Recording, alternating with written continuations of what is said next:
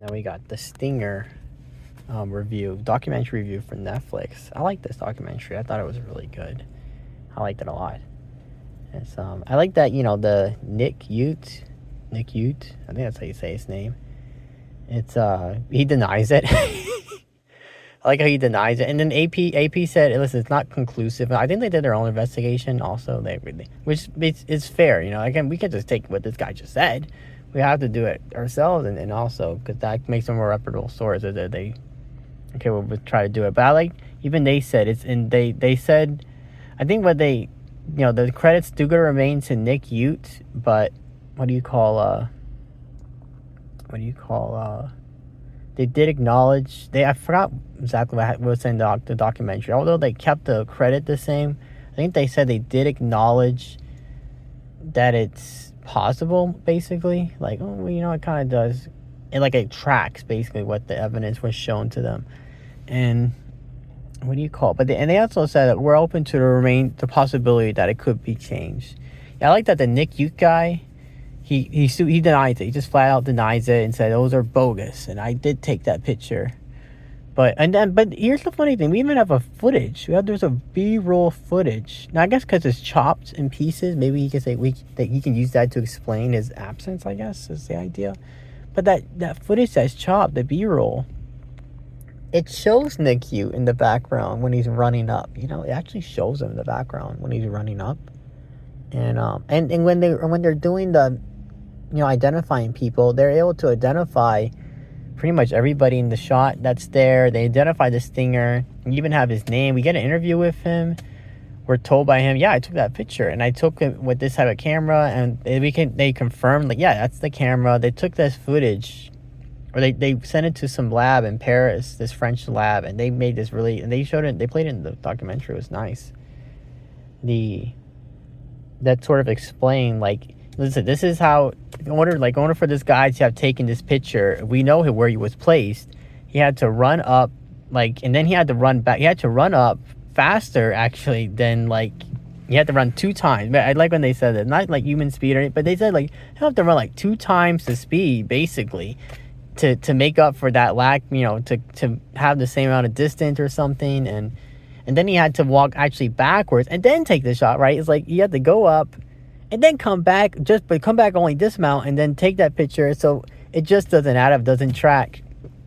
Now, there was some photo organization that was a part of this interview, or part of this documentary, and they actually did recant it. Nick Ute's, I think they said I think it's 70 some years, person's lifetime, basically, right? That person's lifetime right there. They recanted, and they took it back, the credit, actually, and they said, when they were presented the evidence, unlike AP, I guess they were convinced of it.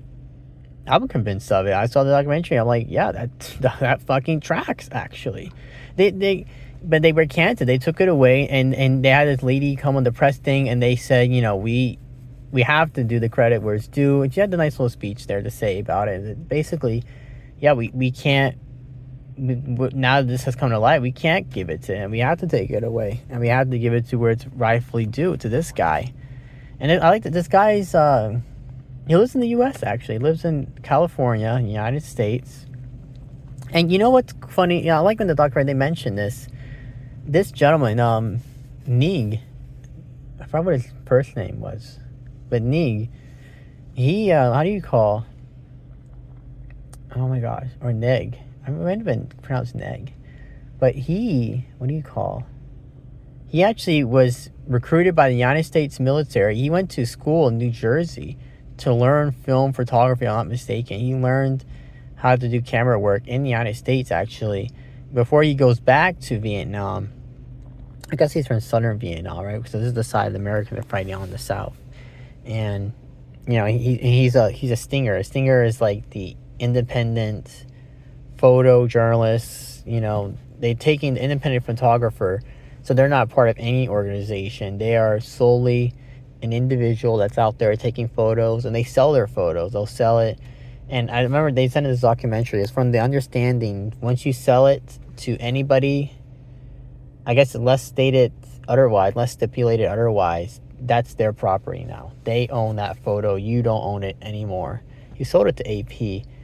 And then they had this guy named Horace guy that he was like, I guess, the leader. He was running the operation, and he saw the picture, and he said, oh, attribute it. So basically it's his fault, right? That he said, oh, attribute this photo, because they cataloged the photo, so they knew if he were to actually look at it, he would know that this photo doesn't belong. He didn't take this photo. Some other guy did. Some other guy took it, but he said, well, give him contribute this, give this photo to him. And one of the things, give him credit basically for it. And one other thing mentioned in the documentary is, Vietnamese name, because his name's Nick Oot.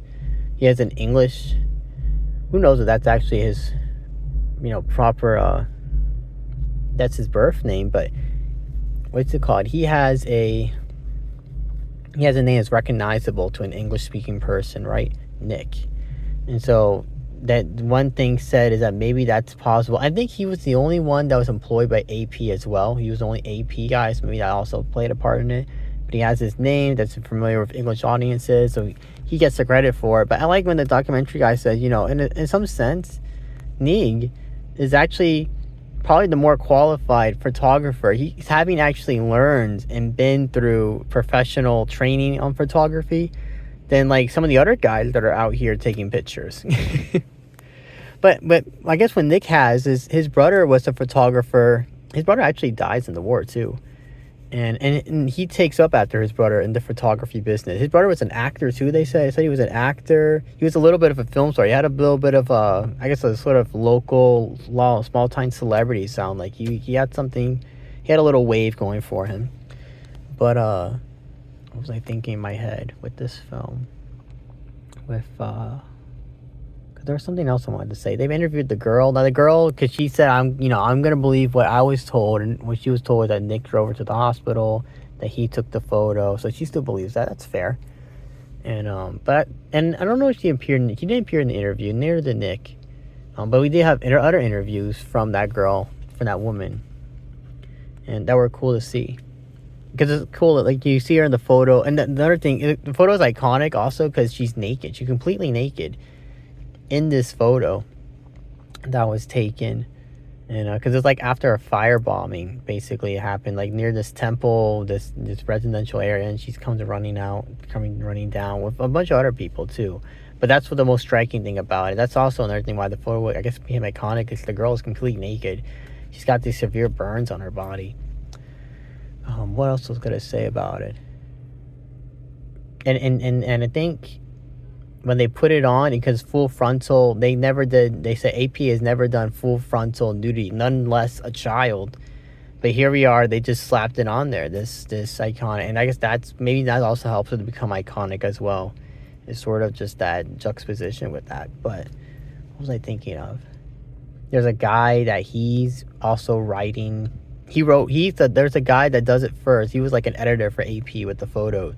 And he breaks the silence. He's the first one to break the silence on it. And at one point in the documentary, he gets attacked. He gets attacked for mentioning this, for bringing light to it. But it's like one thing to say, oh, he has something to gain. It's like, he doesn't actually. Why would he want to bring this up to tarnish his own name? Basically, I have nothing to gain. This only ruins me and makes people think, oh, he's being vindictive and whatnot, and so on and so forth.